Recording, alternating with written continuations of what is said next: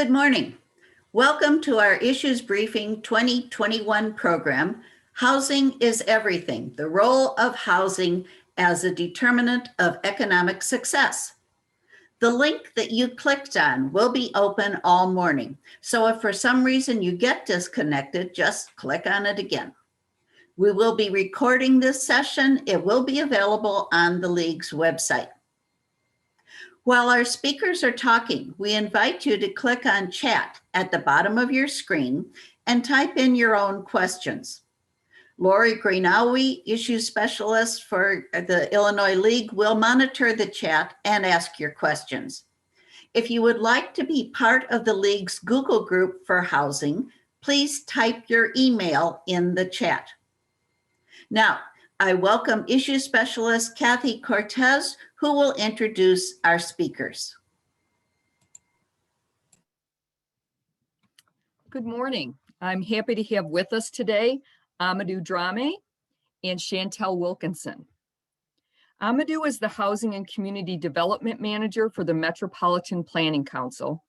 Prior to joining MPC, he served as Director of Policy, Advocacy, and Legislative Affairs at Safer Foundation. That's one of the nation's largest organizations helping people with arrest records and convictions re-enter society. Amadou was instrumental in passage of the Just Housing Amendment, an ordinance that prevents housing discrimination against millions of people with records in Cook County, Illinois.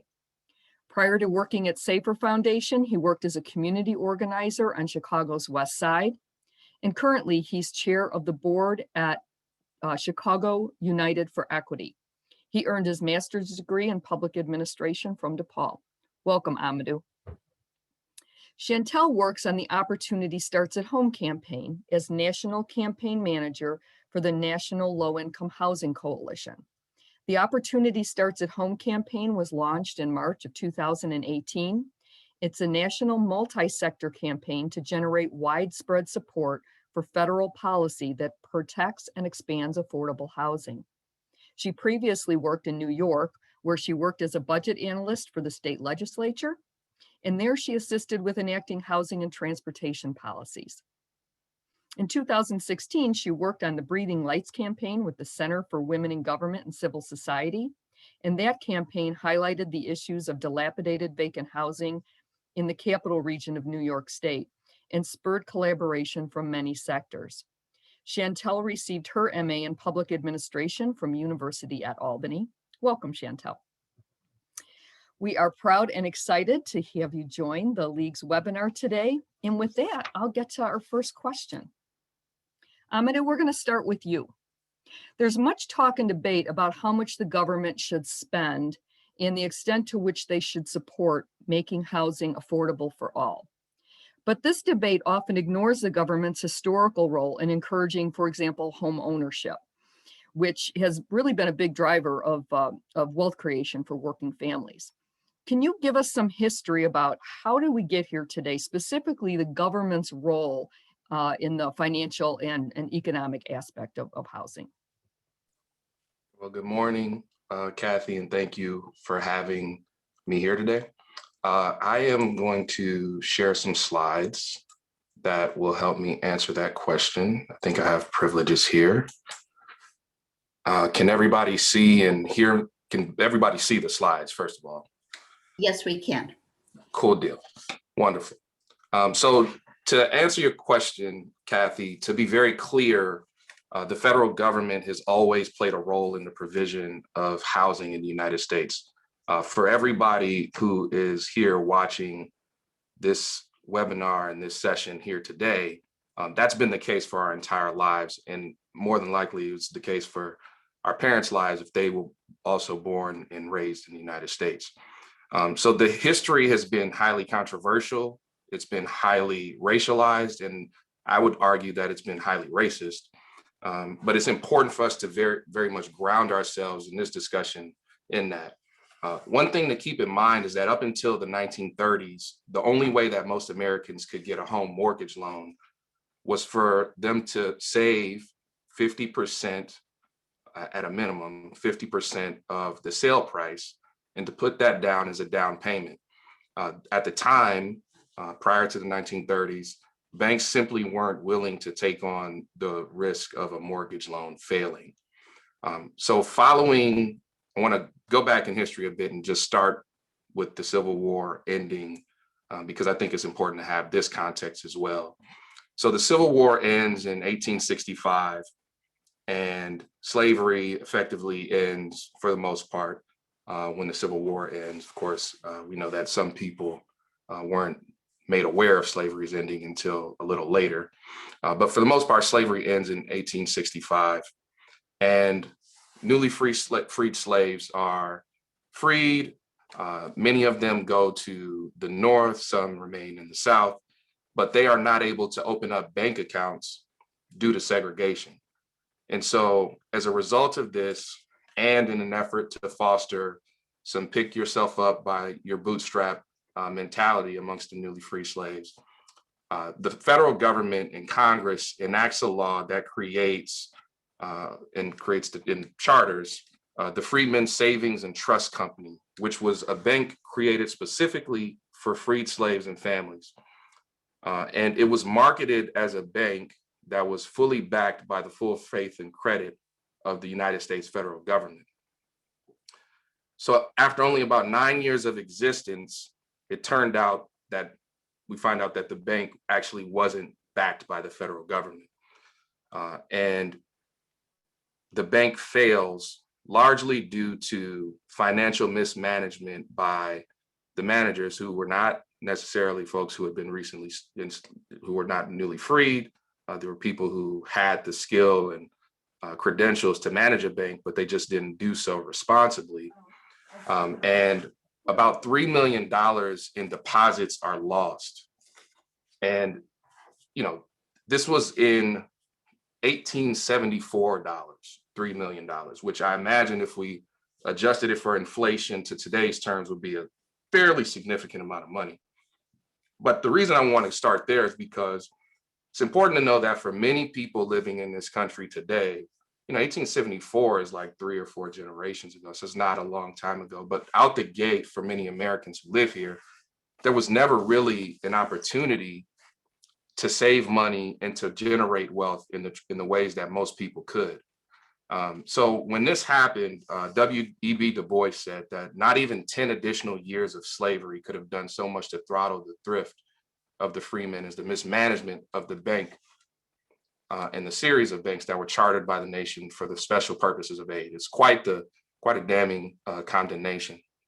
So if we fast forward to the New Deal era, to the 1930s, by the time the New Deal programs roll around, the landscape has changed for home purchasing in America.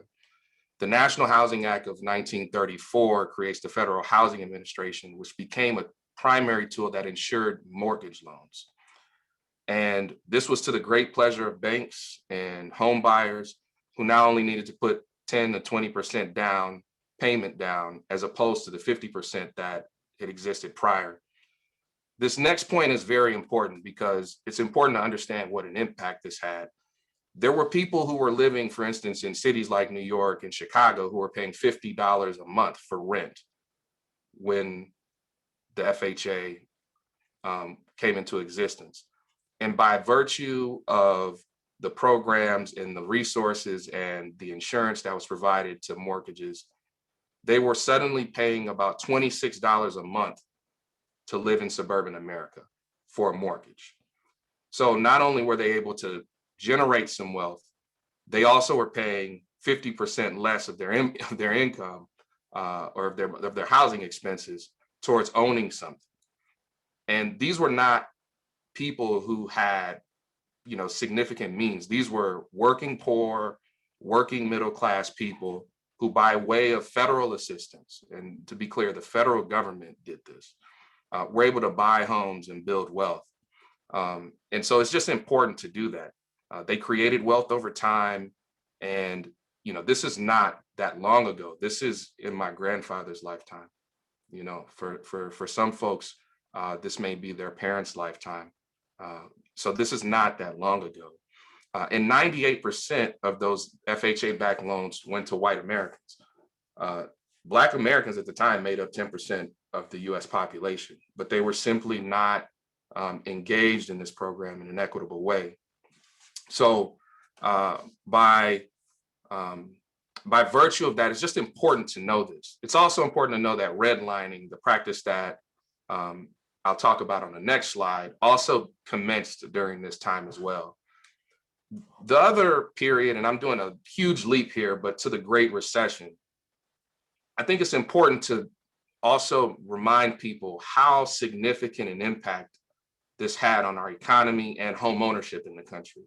The Great Recession, as we all know, led to, it was an economic catastrophe for sure, but that it led to a 33% decline in Black home ownership. You know, that is fairly significant. 11% decline for whites, compared.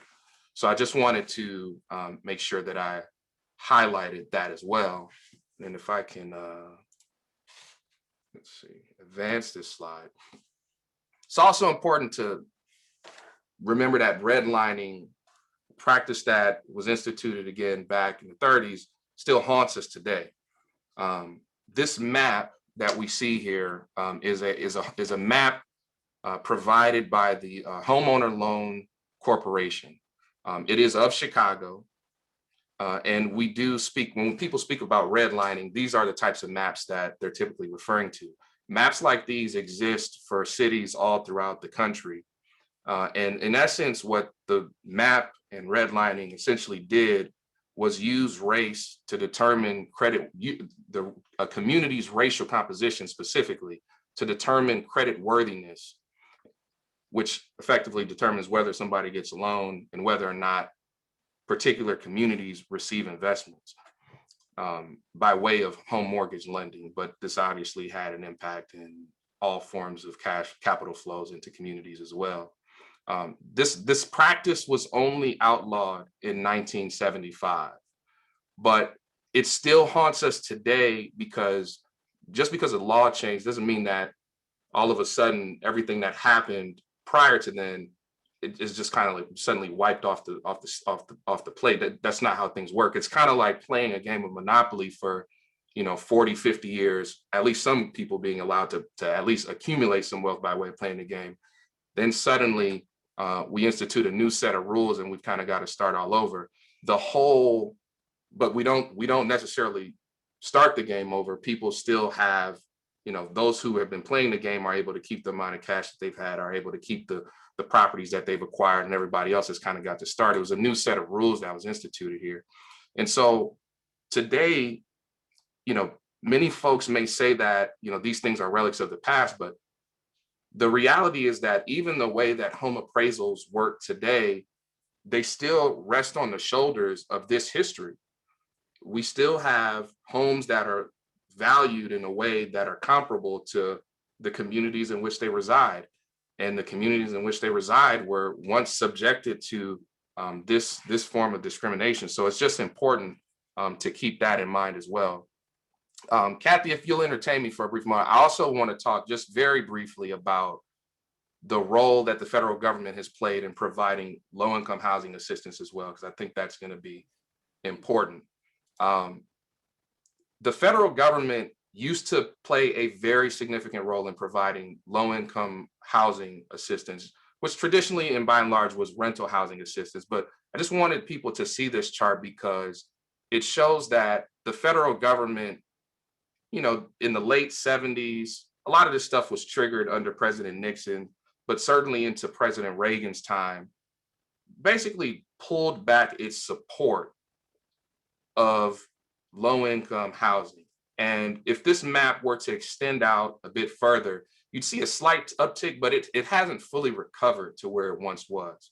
So I just think it's important to know that the federal government has played a role in the provision of home and facilitating home ownership. It has played a role in facilitating the accessibility of affordable housing for folks on the basis of rental as well. And this slide here also kind of shows some of that, but what I really want people to see is this checkered part here, which if you're looking at this right, the assisted housing authority or the assisted budget, you see that there was a decline in the 70s in direct rental subsidy. But there was a policy shift that took place where housing started to be funded by way of tax credits and tax incentives for folks, for private corporations and individuals who decided to invest, who were incentivized to invest in the provision of affordable housing. It's a subtle policy change, but it has significant impacts because the subsidy that I showed on the first page supports people who were very low income, which over the course of this discussion, I imagine we'll talk about, are the overwhelming majority of folks who we talk about when we talk about the shortage of affordable housing in this country today. Much of the affordable housing that is made possible by way of these tax incentives and equity financing are really targeted at people who are low income, but not the very lowest of the low, which is where the problems are most severe. So just wanted to share these slides and then that information. Perfect, thank you. Chantel, I want to direct the next question to you. Before we move to that, did you have anything to add to Amadou's comments? No, I'm going to touch a little bit on it in a minute, especially with the federal government's involvement. So we can move on to the next. Okay. So when I have conversations with people about government funding or subsidies or what have you for housing, I often hear objections that sound something like, my tax dollars shouldn't go to give free housing to people who don't want to work, or they just spend the money they do have on drugs and alcohol, or things as naive as people should just live someplace they can afford. If you can't afford to live in the city or whatever town, you just need to move someplace where you can afford to live. And so can you talk a little bit about housing affordability and housing instability with the focus on who's affected and who are the people that are benefiting most from housing policy efforts? Yes, happy to. So yeah, what you're speaking to is the misconceptions that we have about the housing crisis. What is the housing crisis? How great the impact of housing crisis is and who it actually impacts. So I'm gonna share my screen with you all here.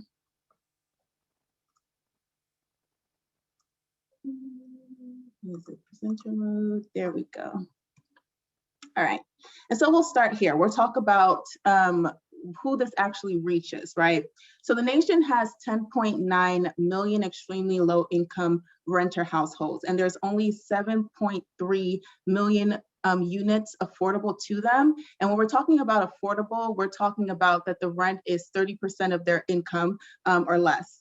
And of that 7.3 million affordable rental homes, only 4 million are available to them because some of those units are occupied by households with higher incomes. And so what we have there is a shortage of 7 million affordable and available homes for the extremely lower income renter. And so there's only 36 affordable and available units for every 100 extremely low income renter households. What we also see is that 72% of extremely low income renter households are severely cost burdened. And this means that they're spending more than 50% of their income on rent, which means that they can't spend that money on nutritious foods, healthcare, education for their children. And then if you see on that other side, on the right side of that screen, there is what the breakout is, right? So we're talking about the misconceptions of who actually is in this group of extremely low income renter households. We see a big chunk of that group are people that are in the labor force. We see another big chunk are seniors. Another big chunk are those that people experiencing disabilities. And then there's also this other important layer to talk about here, which is the racial makeup of that group. And so we find that 20% of Black households, 17% of American Indian and Alaska Native households, 15% of Hispanic households, and 10% of Asian households are extremely low income renters. And this is compared to only 6% of white non-Hispanic households that are extremely low income renters.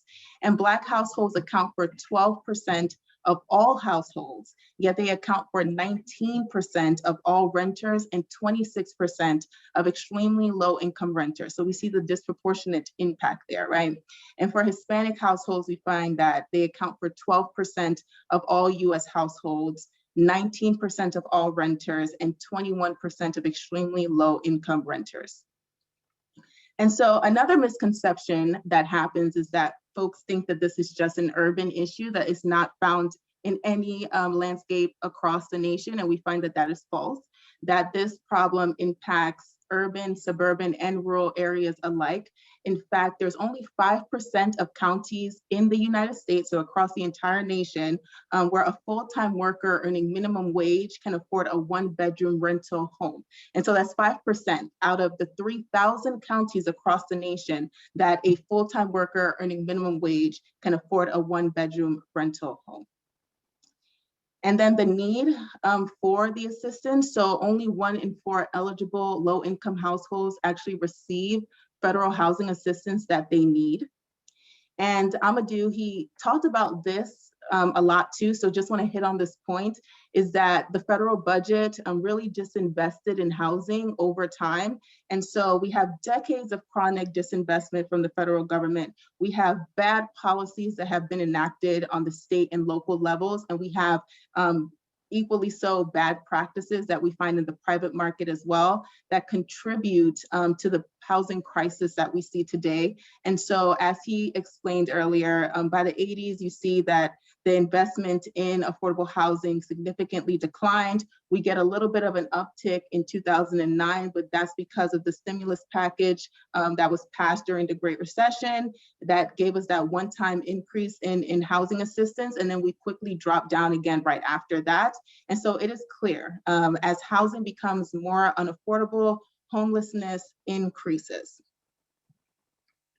And just to talk a bit more about the present moment,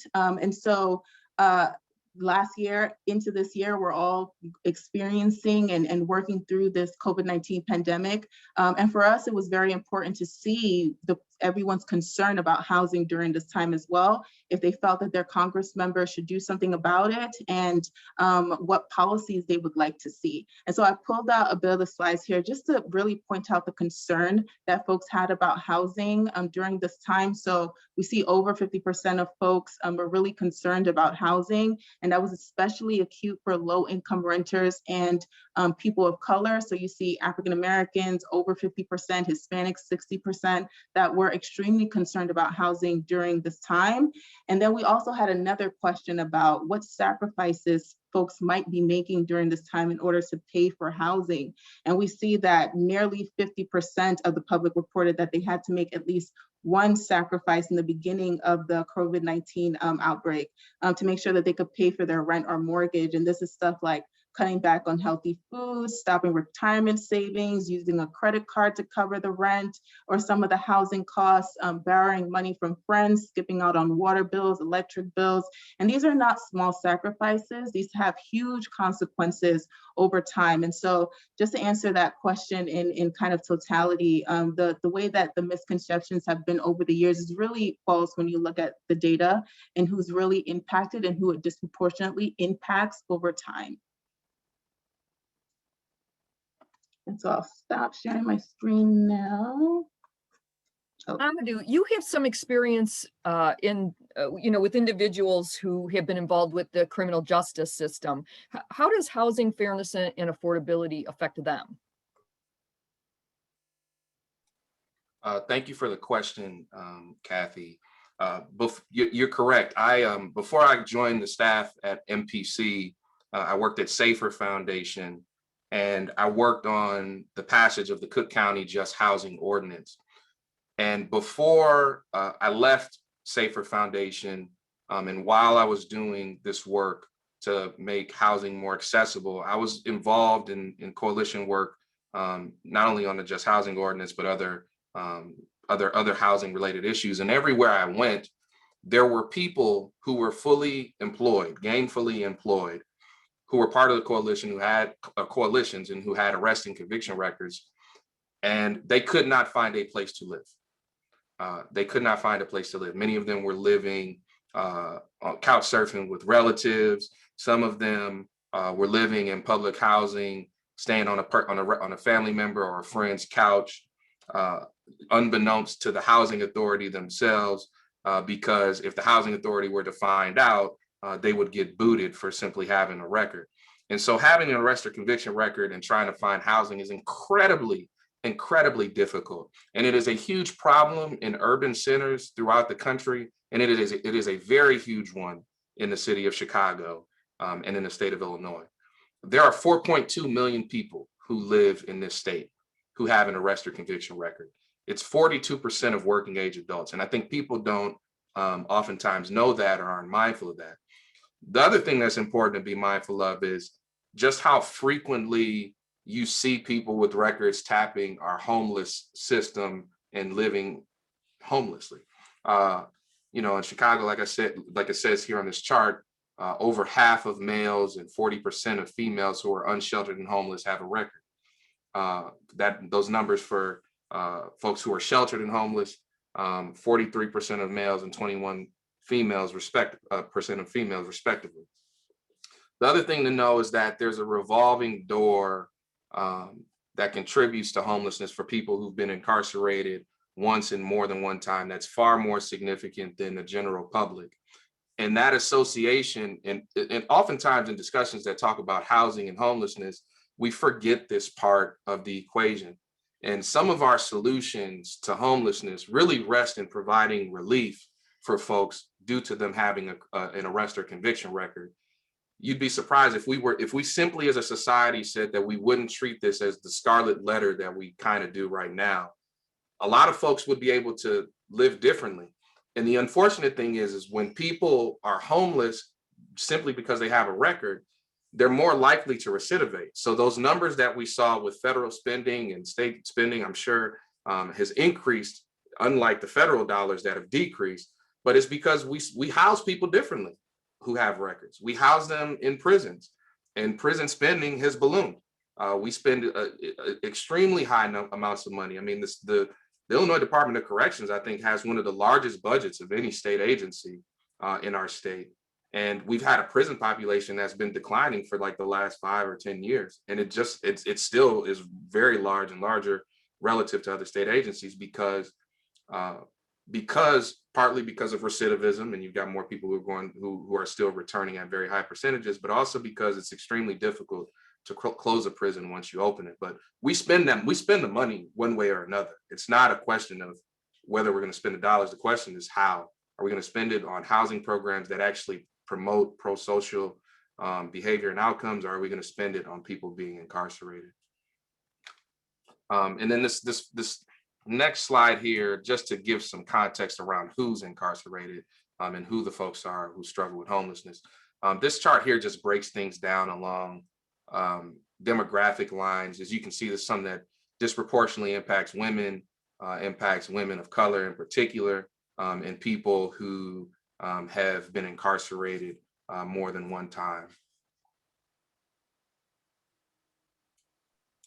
Thanks to both of you for that.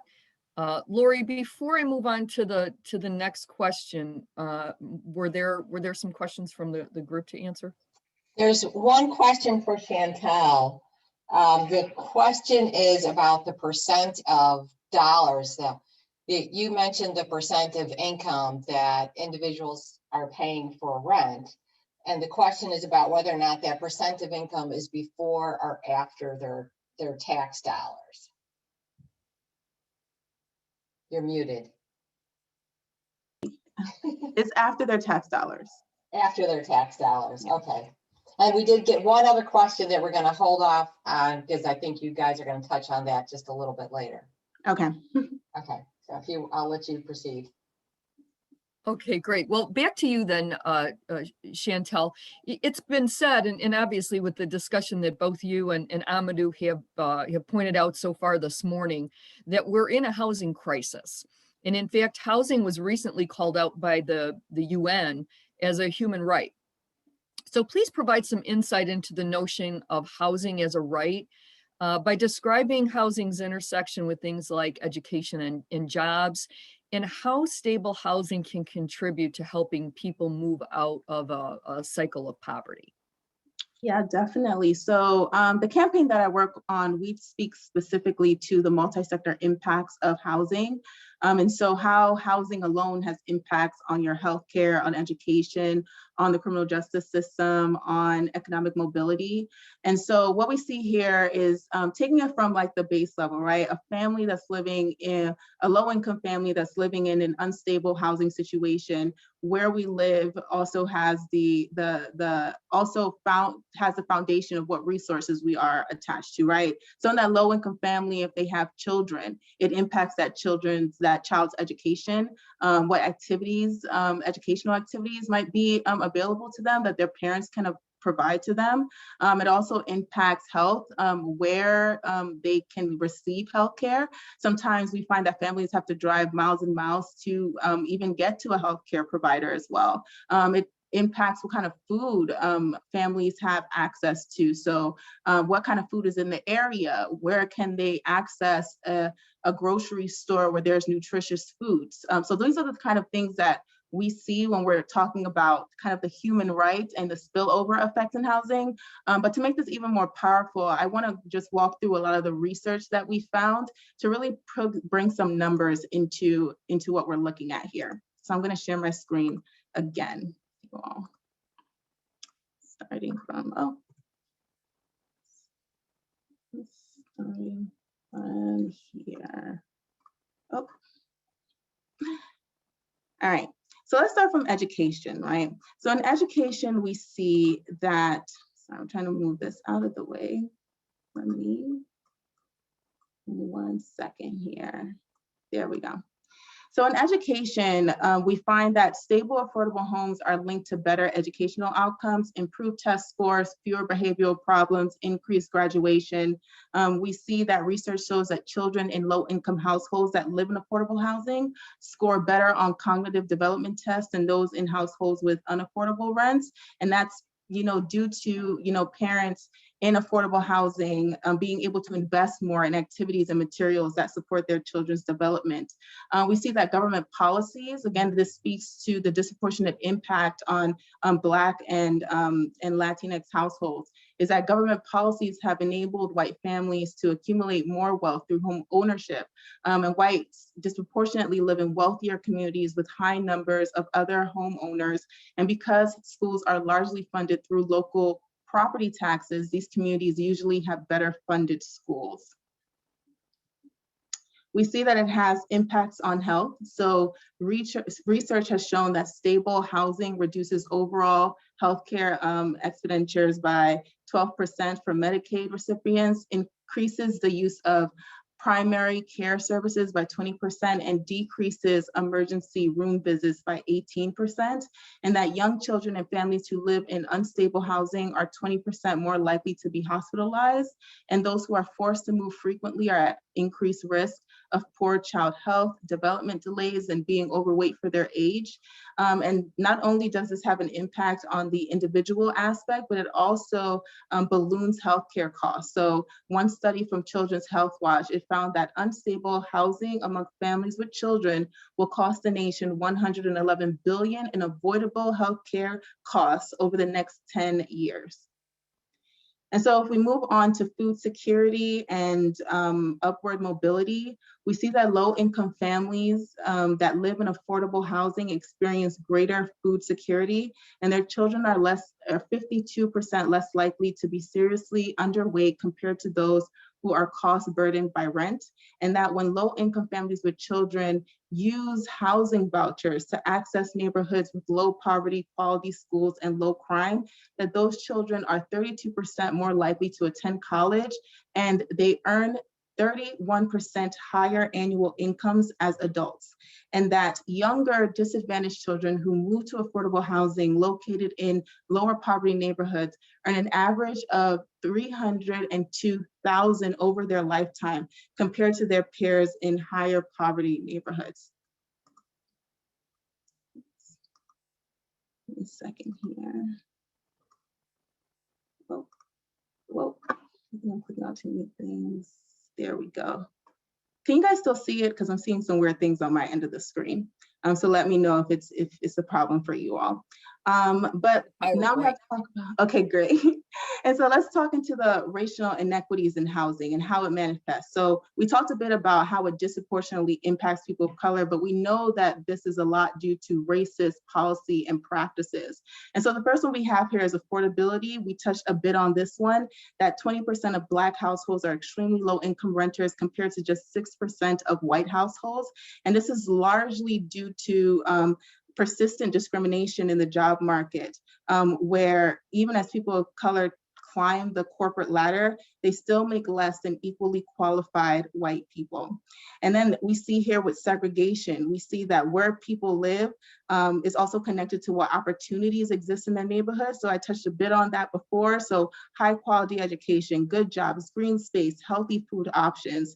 A recent report showed that most white children across the nation live in neighborhoods of opportunity, while Black and Hispanic children live in neighborhoods with low opportunity. And that segregation, this didn't just happen by accident, and this was very intentional with public policy. So we had redlining where Black and brown areas were labeled as hazardous, lower grade, subversive.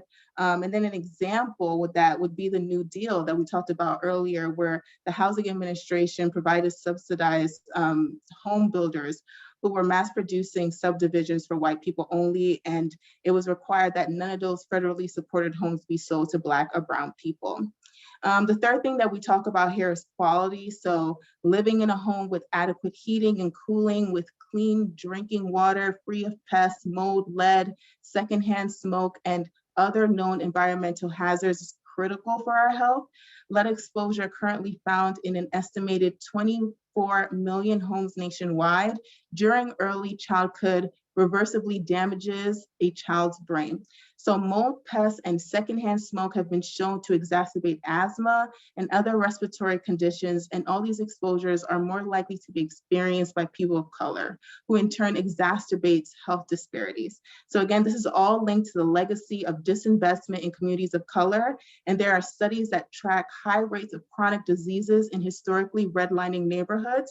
For example, decades of zoning practices that allowed the placement of toxic industries in close proximity to Black and brown residential neighborhoods. And the fourth one that we see here is homelessness. So when you consider all in totality, the injustices, the racial injustices that have happened in our country, it is not surprising that people of color are far more likely to experience housing instability and homelessness. So in fact, people of color are dramatically overrepresented among those experiencing homelessness. Blacks represent 13% of the general population, but 40% of people experiencing homelessness, and more than 50% of homeless families with children. Young people of color are especially impacted, as many as 9 out of 10 young adults who experience homelessness identify as people of color. And the fifth one here we have is wealth building. So because of a legacy of racist housing policies, people of color have been denied wealth building opportunities that were given to whites. For example, Black veterans were systemically denied the benefits of the post-World War II GI Bill, which catapulted a white middle class and provided generous home loans and education benefits to white veterans. Banks, however, would not make loans for mortgages to Black veterans. So, and even if they did, they were primarily for homes located in disinvested areas, which meant that the homes would not appreciate in value. Owning a home, as we know, is one of the primary ways in America to build wealth, and Blacks were denied that opportunity over time. And so just to speak, I mean, that we can talk about this issue even greater, but just to give a background, not only of the history, but why we see these proportionate impacts for people of color today. And so let's move on to some other multi-sector impacts that we find. We find that when it comes to homelessness, research demonstrates that communities in which residents spend over 32% of their income on rent experience a rapid rise in homelessness. In many areas of the country, even small rent increases can place thousands of vulnerable people at heightened risk of homelessness. When it comes to economic growth, and this was one study from the National Association of Home Builders found that when building 100 affordable renter units, they generated $11.7 million in local income. income, 2.2 million in taxes and other revenues for local governments, and 161 local jobs in the first year alone. When it comes to climate, and in this area, we're talking about a lot of different things with climate. We talk about how housing is unaffordable in areas so that people have to move further to further distances in order to get to work. And so they have to drive to work, and they have this concentration of cars on the road that's, you know, contributing to that carbon being in the air. And so another way that we find too is that investing in energy efficient, multi-sector affordable housing units, it means that there's a lower energy bill for cash-strapped low income families, more stable rental payments, and reduced overall air pollution. And then when it comes to criminal justice, we see that formerly incarcerated individuals who find stable, affordable housing are less likely to go to prison than those who do not. And a study found that people were more likely to experience homelessness within the first 30 days after release from prison. When it comes to domestic violence, a study found that 83% of a survey of domestic violence survivors entering shelters identified finding housing I can afford as a need, and that was second only to safety for myself. Another study when it comes to LGBTQ equity, it shows that studies that LGBTQ youths and young adults are 120% more likely than their heterosexual and cisgender peers to experience homelessness, which can significantly impede their economic mobility, educational achievement, and physical and mental health. In fact, 40% of all homeless youths identify as LGBTQ. And so I just touched on, I know there was a lot of information just now, but you can also find this on our website, opportunityhome.org. We have a tab that's called sectors, and we've built out these fact sheets that really touch on the substantial research out there around how housing really spills over to all these different sectors. And so it's not just a housing problem.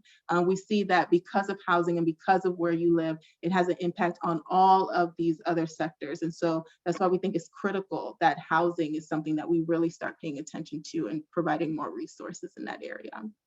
And so I'm going to stop sharing now and come back here. Oh, I didn't know. Thanks a million, Chantel. Before we go to the next question, Lori, it sounds like there are a couple of questions from the audience. Yes. So let's see. One was an interesting idea, but before I get to that, there are some questions about getting acceptance in the community for affordable housing. And you touched on one of your slides, Chantel, about the benefits to the community. I've been involved with affordable housing and gone to village meetings. One of the things that I hear, I mean, those economic numbers are great, but I don't know that that's always enough to compel people that affordable housing is right for their community and their particular neighborhood. I hear people are often concerned about putting in a multi-unit affordable housing, what it's going to do to their home values. Can you speak to that? Yes. So, I mean, there is, in order to combat that, I think that is also about just educating folks about what the value is, or just giving people a better prospect or purview about what it means to have units like that in their communities. I think a lot of it can be attributed to miseducation for a lot of folks. And so that's partly why providing this information about the multi-sector impacts, what can be generated, but not only on the economic side, but also these other aspects of health and education that really benefit and really help an entire community really strive. And so one of the there was a messaging a messaging study done a couple years ago, and what we found is that like really telling people that, you know, it like having one community that's lower income and another community where there's high opportunity, that really doesn't do well for the entire area or the entire region. That really an equal disbursement of those resources really brings the entire area up instead of just one area up and one area really struggling to afford housing. And so I think that it's a lot about educating people about what the impacts are, what the numbers are. And unfortunately, I mean, some people, it's really about changing their hearts and perspectives too. But I think that if we're educating people about what the actual what we actually find in research and surveys, I think that can start to change the way that people feel about those things. I know that I have also seen studies to show also that it doesn't actually do that, you know, that having an affordable housing unit in your neighborhood is not going to impact your home values. But I agree, you know, it's often about changing people's hearts. Do you have any experience with ADUs, accessory dwelling units, and how that might help to alleviate some of the affordable housing? No, I don't have Amadou as well. Feel free to jump in, Amadou. Yeah, yes, I don't know if absolutely. you have any Either one of you. feedback on that. I don't have any feedback on that in particular, but yeah, I'm up to you. Yeah, so ADUs, the concept is it's a concept born out of zoning law and practice, and an accessory dwelling unit, for lack of a better way of putting it, is basically allowing coach houses or homes on other dwellings on the property that people can reside in that are not the main property on the land itself. And in some municipalities and some areas of the state, they're allowed, in others they are not. For instance, in the city of Chicago, they just passed an ordinance allowing an ADU pilot in one particular neighborhood. But there are ADUs that exist, frankly, throughout the city. It's just a function of when did the zoning law change. And so it's one tactic, one strategy that can help, I think, at the margins. But the real question is, how do we close the gap between housing costs and income? I think that's the fundamental question of affordable housing.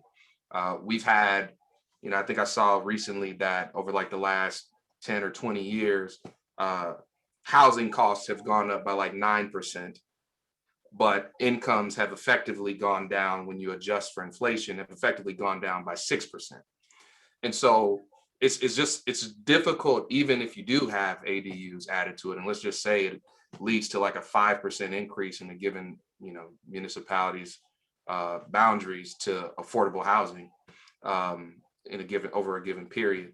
That's still not enough. That's nowhere near enough. So it's one strategy. It's one that we should consider. It's one we should be using. NIMBYism oftentimes gets in the way of it, and so we've got to combat that. But it's just one tool in the toolbox. Yeah, and those that aren't familiar with the term, NIMBY, not in my backyard. I've heard that at village hall meetings, unfortunately, way too often. People say, yes, I'm in favor of affordable housing. I work in particular with support of affordable housing, but instead of right here in my neighborhood, I think it should be over there. So, in our town, but that part of town, yeah. And then we're going to talk a little bit more later about what we can do. And there's several questions about that. So I'm going to turn this back to Kathy. Well, good. Then really the final question that I have is exactly that. And I wanted to close with a sort of a call to action for league members. Many of them like to be involved both in sort of reaching out to their legislators and in a host of other things locally. So do you have ideas for what individuals in the audience here can do to support housing affordability in their communities? And I'm looking, you can comment on everything from supporting low-income housing tax credits to zoning to eviction and any number of things that you might that might come up in this kind of general discussion.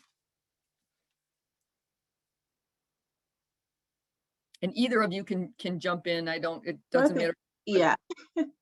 Sure thing. I'll talk a bit about the federal side because that's where the campaign that I work on focuses most. And so what we have, or how we explain it too, is that how we're trying to tackle the housing crisis is kind of in these three buckets. So one is about bridging the gaps between rents and incomes. And what we're talking about there are voucher programs or renter's tax credit. We also had a bill passed, endorsed, we had a bill introduced at the end of 2019, which was about providing vouchers. And so we see that there is movement around that. And we also have heard President Biden, his pledge to getting us to universal voucher program. So that's the kind of things that we're advocating for when we're talking about that bucket of bridging the gaps between rents and incomes. And we see that as like the demand side of the issue. We also see a supply side of the issue. So in that supply bucket, we're trying to increase the number of the supply of affordable housing in certain areas where that is where the need is.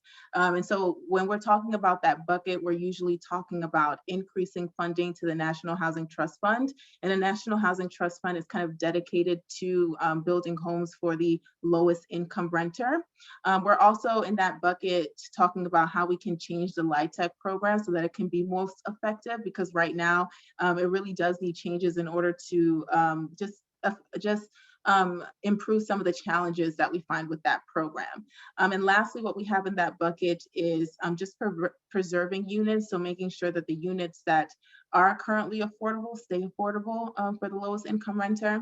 And then we have a third bucket where we talk about prevention. And this is kind of the new idea that we've been pushing, which is kind of not new now after COVID-19 last year. And so before 2020, we were talking about having an emergency fund, and that families that were at the brink of housing instability, maybe it's a medical bill that they get that they can't afford, or maybe the car becomes something that they can't rely on. Maybe it's a broken down car, it could be a tire or something where they have to pay and they don't have that money available to help them.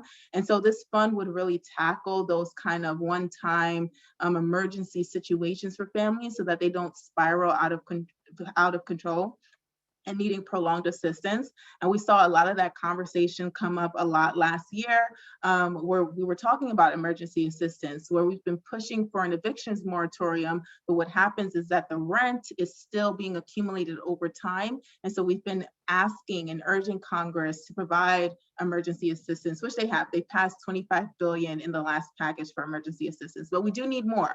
And what that emergency assistance would cover is the rent that's being accumulated even as the eviction moratorium is established and still going. And so those are the three buckets in which we talk about the kind of solutions that we need from the federal level, because what we need is huge investments from the federal government. And so I think a lot of times for a long time, people have seen this issue as just a state and local issue, but we need investments in the federal government in order to do that, in order for state and localities to implement these programs as well.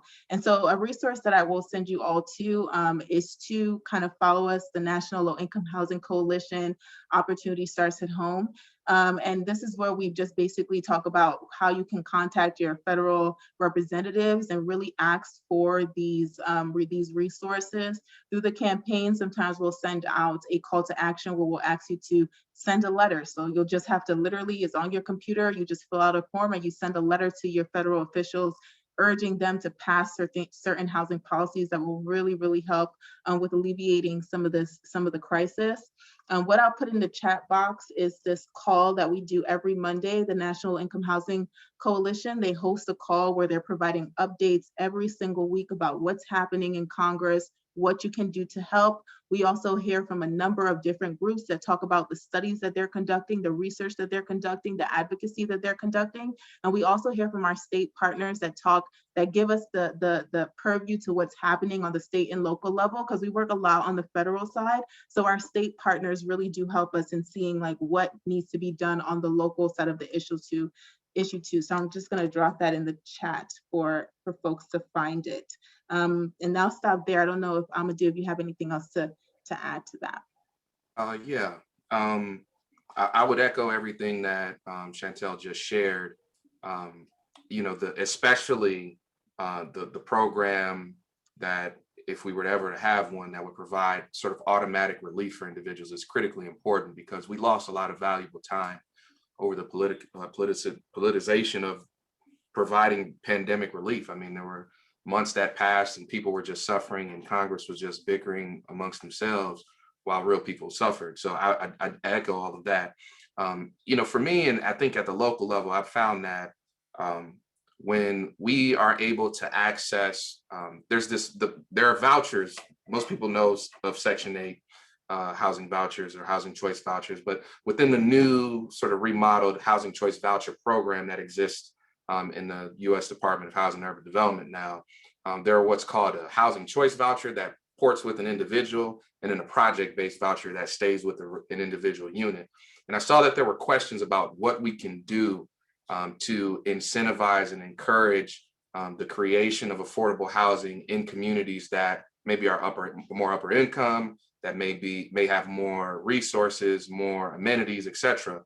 And I think lifting the cap on the project-based voucher program in particular is critically important in doing that. The way the Housing Choice Voucher Program works is that any given housing authority that receives HUD voucher money can only provide 20% of the total voucher allotment that they get towards project-based vouchers. And so if we are in a place right now, if you think about it, where we're trying to encourage development, you would ideally want the voucher to stay with the unit so that you could foster more affordability at the local level. Whereas the housing choice voucher is a voucher that ports with individuals. And what happens on the ground is landlords don't accept it in communities that have higher income. They don't accept it for a whole host of reasons, but all of it undergirded by NIMBYism. So I think we need more subsidy, and we need more like site-based subsidy to exist. And the federal government, as we showed on the chart, used to do it a lot more, and they just don't anymore. They've gotten out of the business of largely providing public housing and low-income housing directly as an owner. And it would just be smart to invest in the program that actually encourages and incentivizes development. So that's one thing. Another thing that would be important, I think we have to have a serious conversation about reparations. And I think that it's important for people here to be supportive of that. The reality is even if for those who are maybe a little reluctant to support reparations for crimes and harms that took place hundreds of years ago as a result of slavery, redlining is not a thing that happened 100 years ago. Some of our parents were alive when this stuff happened. My mother was alive when this was going on, and that stuff has been documented. Those things are not, I would say it shouldn't be taken lightly, especially when the fundamental problem is the gap between people's incomes and housing expenses. So that's another thing. I saw referenced in the chat that somebody mentioned HB 12 that would encourage or allow for more ADUs to be developed. I think that's important. That's one thing that people should support. There's another bill in the General Assembly that's HB 805. It's sponsored by Representative Tarver. What that bill would do is provide targeted property tax incentives for property owners that take a certain number. I think right now in the bill language, it's like 15% of their units, and they make it affordable housing, naturally occurring affordable housing. This is in the Illinois General Assembly. And so in exchange for that, they'd get a lower property tax. Their assessment would be lowered significantly. I think it's like somewhere between 40%. But the production of new affordable housing would offset any shift in the tax burden to other individuals who live in a given tax district. So it's a really smart bill. It would help us incentivize and create more affordable housing without government necessarily having to invest in it. They would have to forego some tax revenues, but the trade-off is that they wouldn't necessarily lose money because it would incentivize additional development. So that's another thing that's important. And I think in general, it's important that people support policies that close the gap between income and housing expenses. And there are a whole slew of them. Some people have talked about guaranteed income. I think Chantel just talked about a program that could potentially make relief during times of crises that are no fault of individuals in need available, low interest loans that they could pay back to the government or pay back to a bank that the government would subsidize the cost of. That's important. as well. So, and lastly, I think we all have to do our work internally about NIMBYism, and encourage other people who we live around, who we live with, who we know, who are in our circles, about the negative impacts that that mentality and that approach to housing and development in our communities has. You know, I'm sure we all know at least somebody who has said something that we're not proud of or that we thought was maybe a bit ignorant. And so we have to speak up when that happens and let people know that that is not okay, or educate people about what the reality actually is. Okay, we have one last question. The one aspect of affordable housing, we've been talking about multi-unit and other types of things. What are your thoughts about scattered site housing? Is that a better approach than having a new multi-unit apartment building? Yeah, there was this study done by Raj Chetty, who's this real big cheese researcher who I think took on one of the most exhaustive, comprehensive studies about along this line of scatter site housing, which essentially means you know, trying to make sure that there's affordable housing spread throughout a given community, throughout a given city. And where this works most effectively is when the affordable housing is in a community with good amenities, and where young people and families with children in particular are able to live in those communities and grow up in those communities. That the study basically demonstrates conclusively, I would argue, that the life outcomes for that young person improve drastically.